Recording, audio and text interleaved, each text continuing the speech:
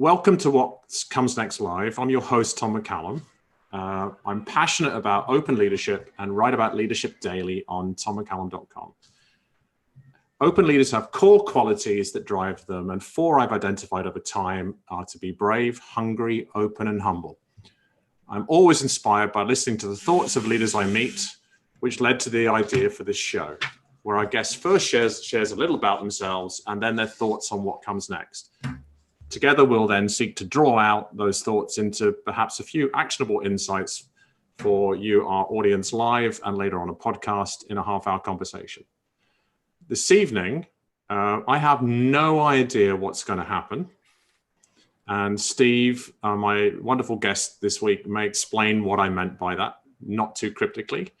We may even have a minute of silence. It's one of the things Steve might tell us about and a bit of background about himself. And I'm fascinated to see what he might have been thinking about in his global headquarters for the last few months.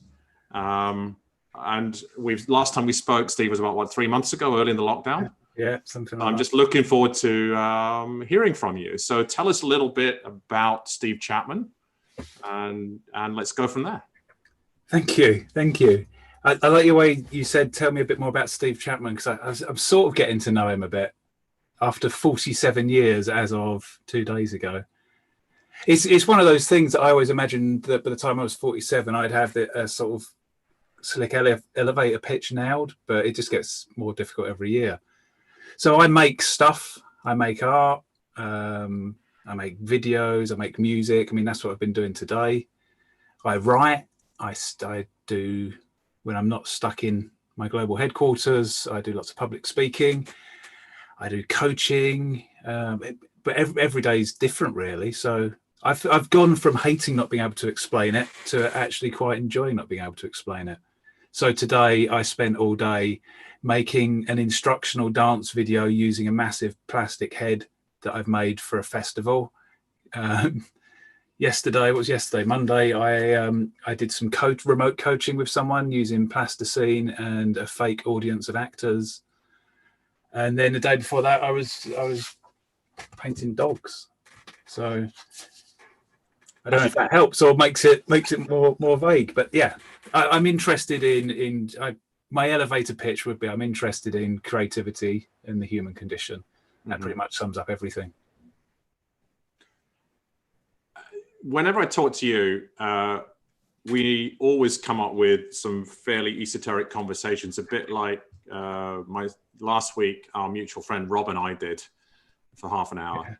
Yeah. Tell us about not knowing. About not knowing. So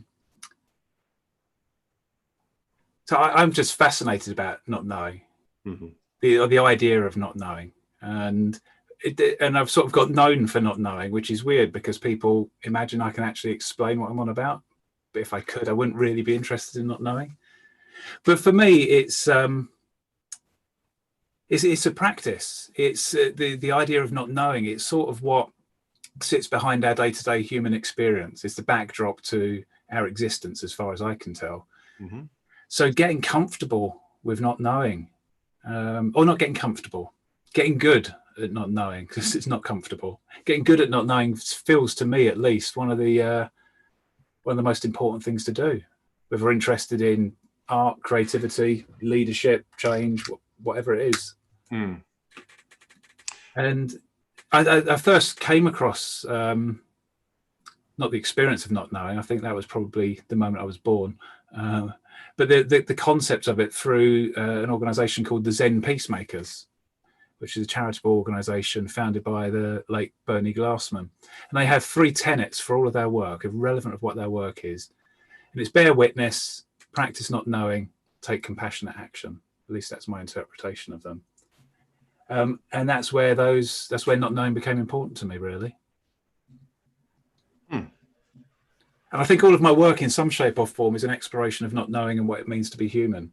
In a what I sometimes think is a selfish way. I only ever do anything for myself to work out what's the point of all of this. Very good. There's a whole bunch of thoughts just occurred to me, and I'll link a couple of them. I think it was 2 weeks ago, I had Chip Connolly on Yeah, I from listened to Mexico. it. Yeah. And Chip and I have big discussions about wisdom, also with another friend I've met in London, and a wonderful emeritus professor at South Bank University called Bruce Lloyd, and about wisdom. And Bruce has written lots about wisdom. My own definition is something concise that when you hear it, you feel you always knew it. Yeah. Chip puts it in more concisely. He says, knowledge speaks, wisdom listens. And there's something in when I talk to you, when I link to the ideas of brave, hungry, open, and humble, well, hungry and open are all about curiosity, right? And as well as ambition, perhaps in a healthy way. But bravery of going, I'm just going to do stuff. I'm just going to make stuff. Yeah. And see what happens. And I empathize with this because when people, I often mentor people in their careers and in moving into coaching, for example, says, how do I do this? I went, well, I don't know. You just do it. It's a bit like if you talk to a teenager, how do you do Snapchat? They go, you just Snapchat. Yeah, yeah. So just riffing a bit, I think the biggest thing that just occurred to me when you were talking is as somebody who's really focused on being not comfortable with, but there's the stretch zone piece there, but good at not knowing. That does leave space for, in an odd way, it leaves space for knowing. Yeah. Right? You then know what to do. And one of the things that is what comes next, as Rob pointed out, is an improv game. You just keep saying what comes next and see what happens. But what comes next is on the mind of virtually everybody in the world, in the Western world, at least for now. At the current time, it has been for several months because we are living in a place of real uncertainty. We have absolutely no idea. It's hysterical when you look at the likes of McKinsey putting out report after report saying this is what's going to happen, because this is what they know to do. They are paid to be experts, and right now they're giving out expertise based upon lots and lots of research on what's going to happen. Yeah. They have no idea. Right? Well, what comes next is I get why it's an appealing question. And the sensible adult logical part of me always wants to know the answer, but it's something you can never answer because you never catch up with next. You never arrive in next. It's like Fritz Perls used to say, Fritz Perls, who one of the co-founders of Gestalt psychology, he said those that live their lives totally future focused never catch up with the reality they anticipate. So I think it's nice to have like from crossing the road, I'll anticipate where stuff's coming from, but there is only now. And I think possibly everything that we could possibly need to know is in this moment. It's just we tune out of the subtle voices and the whispers and the clues. I've got a good friend of mine who's a Zen monk, and I heard her talk once, and it was a was a multi-faith thing she spoke at, and it was all about the sacred. And it was a wonderful thing. I wasn't there. I watched it online, and she said, "Don't separate the sacred and the ordinary. Sometimes the most ordinary things are the most sacred." So for me, I think the what comes next or what comes now is in the subtle, is in the ordinary, is in the obvious. And it's so tempting. And I say all of this knowing that I do. It's so tempting to want to look for something else, some silver bullet, some answer. And it's been the same with me through lockdown. I've had, I think I just was in the second half. I can't remember when I last spoke to you. But the first half, I was on an absolute high, making stuff, selling art all day. I thought, right, this is great. I'm well. My family's well. I could just make stuff. And I loved it. I was up early every morning, finishing down here late at night. And then all of a sudden it switched. It switched to the other, where I was just despondent. I was just down. I was just physically and mentally exhausted. And it's so tempting at that point to think, right, what is all this about? I need to diagnose it and then work out how to get out of it. But I try and resist that and just sit with it as it is. And then eventually I'm in a much more balanced state now, but I couldn't tell you what I did other than to stay close to what it was. If that makes any sense whatsoever.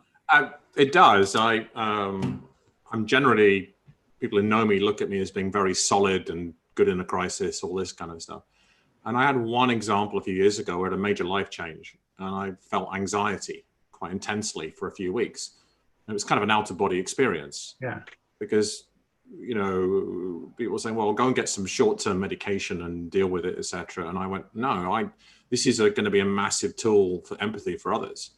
And what was happening was I was trying to think my way out of how I felt. Yeah. Like there was something wrong with it.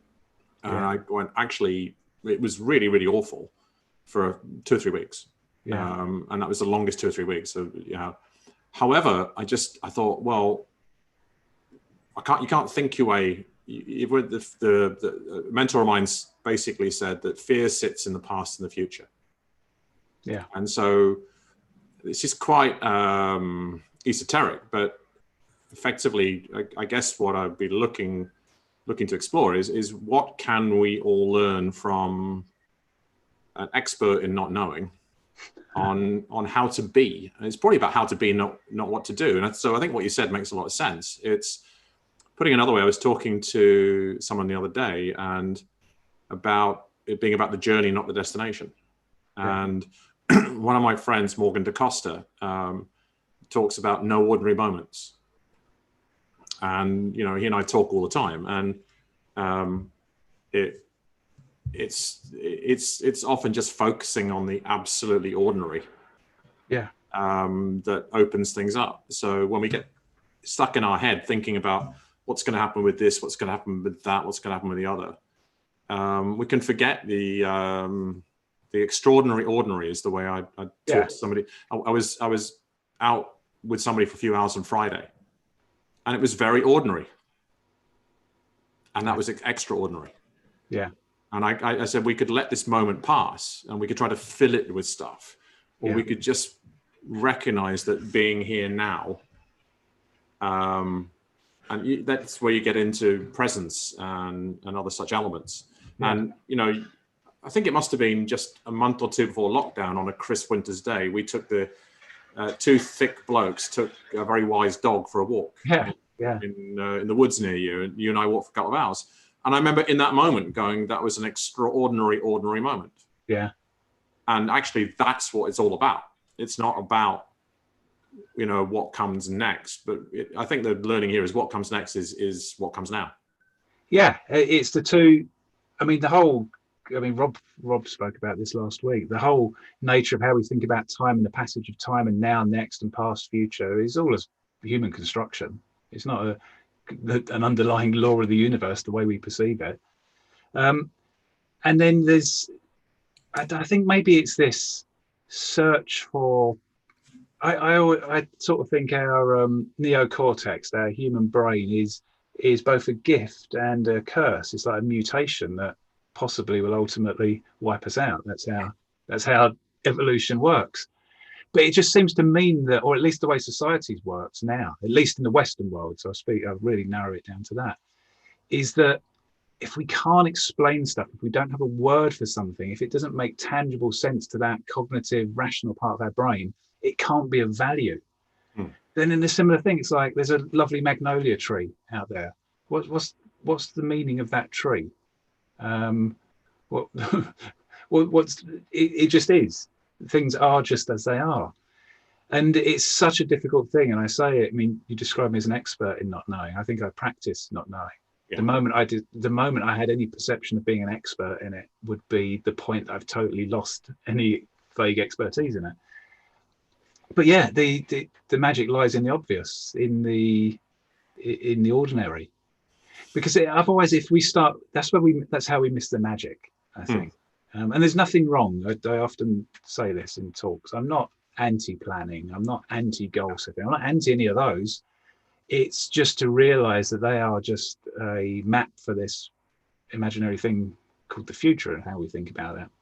So and it can be really helpful. It can tune your perception. Like if I'm suddenly thinking, right, I'm going to see if I can see a robin in the garden, I'm more likely to see one. But then there's also something about being open to the unknown and the unexpected. And it's how improvisation works. Most people get stuck trying to improvise because they're looking for the original. They're looking for this amazing original thing. Whereas Keith Johnson, who I trained with for many years, would just teach us to be obvious. Just be obvious. Just allow what is, be what is. And there's I can't remember if I've spoken to you about it before. There's a I'm a big fan of a concept called quantum flirting. What? I don't know, maybe I haven't mentioned it before. And all of these are my understanding. So people may look it up and read the book and go, no, he's got it totally wrong. I've been described as having a Chapmanizing way on theory, where I just turn it into something else. But quantum flirting came from Arnie Mindell, who I think was, apologies Arnie if you're still alive, but I don't think he's around anymore. He was a quantum physicist. And he wrote some amazing books that make my brain bleed if I try and read them. But quantum flirting is an idea that typically I've looked out there and I've noticed my neighbour's black drain pipe. And I may think, right, I chose to notice that drain pipe. This idea of quantum flirting flips it the other way around, which was in that moment, the atoms of that drain pipe were calling to me and I was open to hearing them.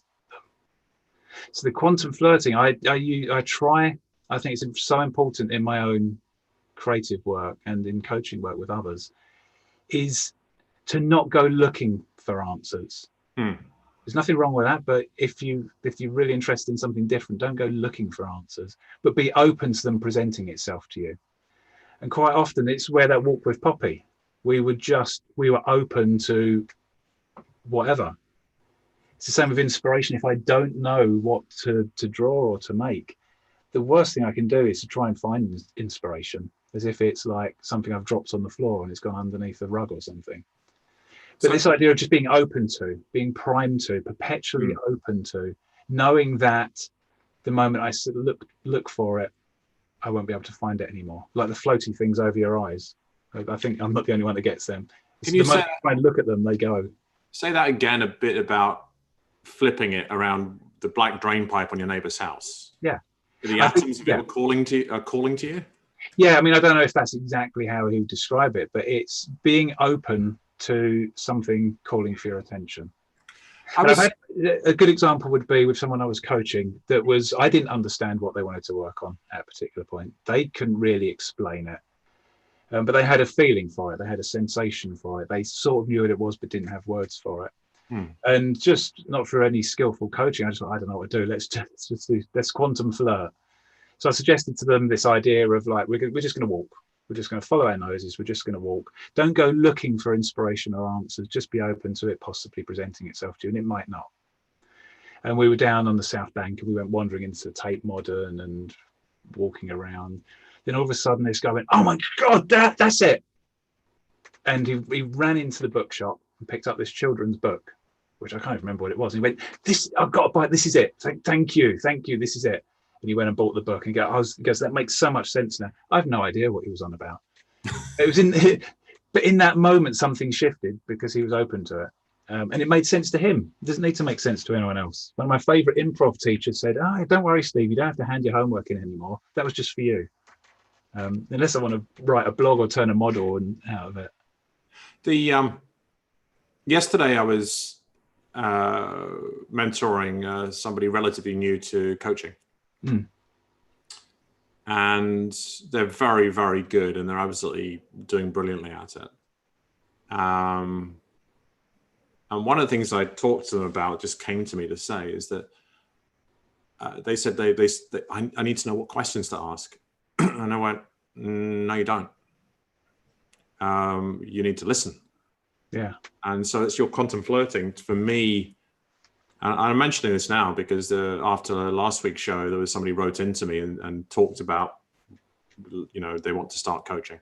Yeah. And what do I do? What's the first step? And actually, I thought about coming up with an answer to email them. And actually, I slept on it. I have this thing about sleeping on things. The next morning, I wake up and it goes like that, like your client seeing the children's book. And I went, all I need to do is write back to them and acknowledge them for their bravery in writing to me because they felt intimidated to send the email. Yeah, yeah. The thing is, so there's people approach me about, well, what's coaching about? Well, there's a level of technical training and certification. And there is the level of just being open to what's happening for the person. You were talking about quantum flirting. You put that, if you could AI that into, or emotional intelligence that into a dating app, you'd make billions. Right? Or actually, because it goes into that thing like push and pull energy. If you're pushing upon somebody, you can't push a rope, then the energy's not working. If you really listen, like for me, the best questions always come out from just being present to the other person and being open to whatever they present, even if they don't know it. And it's about your magnolia tree. Yeah. Sometimes I would ask if you or I are coaching somebody, that we'll just know, we'll have no idea what question to ask. Yeah. And it's normally the moment in which I go, I have no idea what to ask them. The moment I let that thought pop into my head is normally within 5 seconds and if I'm really open, within 5 seconds, the perfect question appears. Yeah. And I think that's such a fundamental part. And I mean, contracting is a word loosely, of just that any sort of engagement, of creative engagement with people. I always think that if in that initial meeting, be that working with a big company or anything of the work that I do, if I can't get that sense that we're just in this as an exploration of not knowing together, to see what comes next, to see how stuff unravels together. And yes, I'll use my experience and expertise that I have in stuff, but I don't know what's going to happen.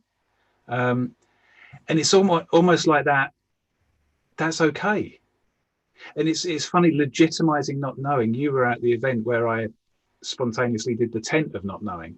Yeah. It was just a tent in the middle of a room. I didn't know what it was going to be. And anyone that wanted to come into the tent of not knowing could come in. And I still couldn't describe what happened in there. But there was something about that legitimizing it's okay to not know. And that allows us to tune into the subtle vibrations and into the emotion and into the sensation, into all these other things. I mean, I always say words are an enabler and a constraint as well. Words are liberating and a prison. Language is both at the same time. But you look at nature. Nature's never had words, and it seems to be doing all right.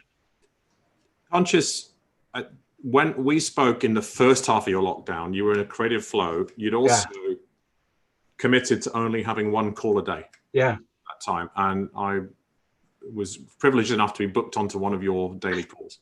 Yeah. And you talked then about the, I think you used the phrase creative constraint or enabling constraint. And I wanted to just thank you. It's been with me for months.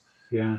As you know, I just put an offer accepted on my house. So as I blogged about the other day, I now have to go through the non-trusting English property system and wait. Yeah. But actually, one of the things was I found that because of my business is mostly international, all the banks in the UK when computer says no. Yeah. So I couldn't buy as expensive a house as I was planning to because I couldn't get a mortgage. And actually, ultimately, it accelerated my house hunting process. Yeah. Because I had an enabling constraint. And I ultimately went, well, what do I need and what do I have to do? I mean, I do recognize the privilege that comes to the fact that I can afford to buy a house. Yeah. But it ain't no mansion.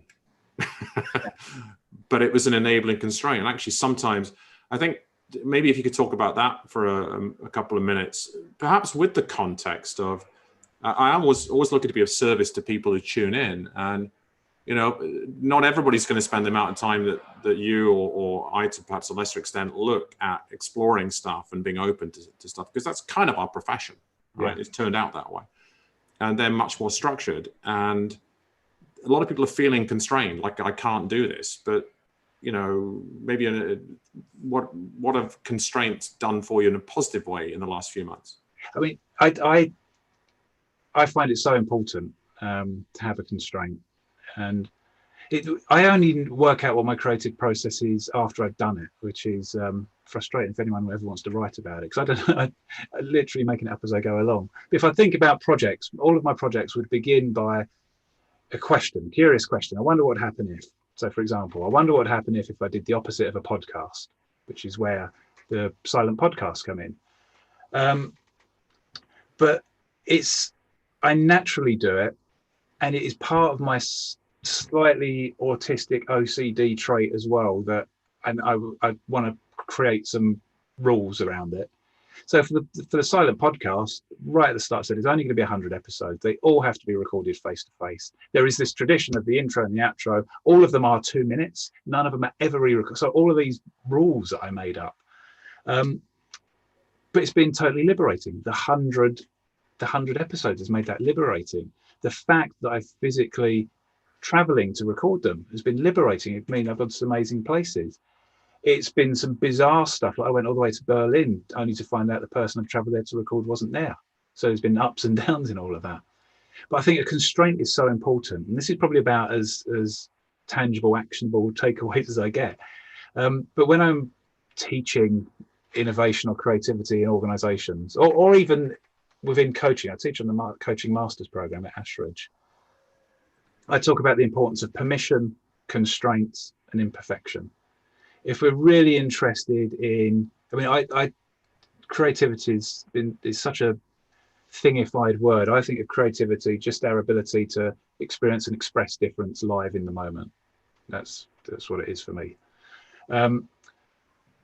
But permission, constraint, imperfection, but it's in that order.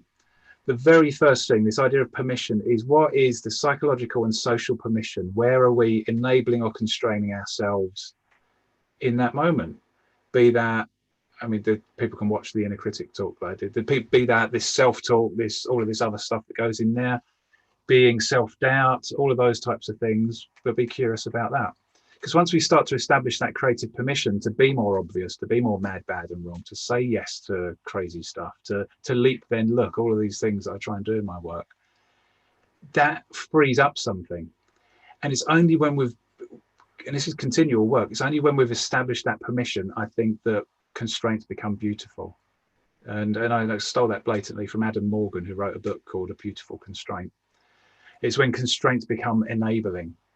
Because if someone was to give me a blank sheet of paper and say, do some art, I could do something, and equally, that's why I hate commissions. If someone says, can you do this in this particular way? That's too much of a constraint. There's this sweet spot of constraint. It's an enabling constraint. Yeah. And it'll be different for everybody else. But it only becomes that way if that groundwork of that permission has been done, of just starting to learn to dance with that superego, that's inner critic, that self-censor, all of those things. I always say to people, assume that everyone in the world is going to hate your ideas and get in your way. Let's just assume that. All you can do is get out your own way and test it out. So permission and constraint. And then the last one is imperfection. I think it's so important. And that is continually using that permission and that constraint to generate what the IDEO people would call rapid prototypes, just to try something out and see what happens, to do a silent podcast and see what happens. I'm coming to the end of that project after 2.5 years, and I'm just starting to see what it was about.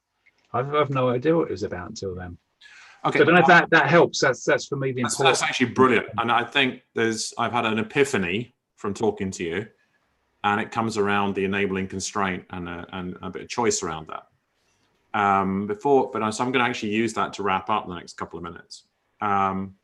Before I do that, I want to shout out to my friend Taylor Burrows, who did her first big public speaking thing in 2014 at the first TEDx in the Cayman Islands. Oh, nice. And she had a very, very important and very personal message to give, which transformed the course of her life. And it was very big to say. So she completely lost her lines. And you know how much people rehearse TED Talks. Yeah. But she also had a mic on. And she was going over to the iPad to get her lines. She completely lost it, and she had to be cued. And under her breath, she was saying, I embrace as a mantra, I embrace my imperfections. I embrace my imperfections. And at your first TED, the organizer only allowed 100 people, the first TEDx. Yeah. And I was in the middle of the audience, and the goosebump moment was incredible about imperfections. So coming off that, there's an enabling constraint for this show, which is it's 30 minutes and it's recorded live. Yeah. Because you and I would talk for hours, as with most of the guests, but 30 minutes is 30 minutes, and it's irrelevant how many people actually watch it live. It's actually for you, and it's actually for me. Yeah. People will catch up with it later, but it's actually, that's a constraint. And one of the enabling constraints is there's nothing for you to do except show up and talk, and I'll listen and we'll ask a couple of questions and we'll see what comes out of it. What I've been doing up until now is then sitting at my computer for a bit of time afterwards. I'm not going through and, adding links, but I'm going, here's a few takeaways and here's a few things you can look up. So I'm going to further constrain the show. I'm not going to make any notes on the show. It's going to go out straight to my webmaster in once we log off, and people can watch it and listen, because the references you're giving about your inner critic talk, about Zen peacemakers, about quantum flirting, if they want to know more about creativity, about enabling constraints, about Steve's thoughts around what comes next and allowing for the obvious and everything, they can watch the show in playback or they can listen to the podcast. So I'm constraining the show that we actually give our references clearly in the show. So thank you for letting me be lazily constrained, which I'm finding very energizing right now. So with that, I'll leave you for some closing words, and then we'll switch off and go about our business. You might go for a dog walk. I might cook dinner. Yeah. Dog walk and dinner. That's what comes next. There you go. Thank you so much, Steve. It's been an absolute pleasure. And I look forward to meeting you in real life again once we get around to it. Yes. Thanks for having me, Tom. Who knows when that will be? Yeah. Thank you.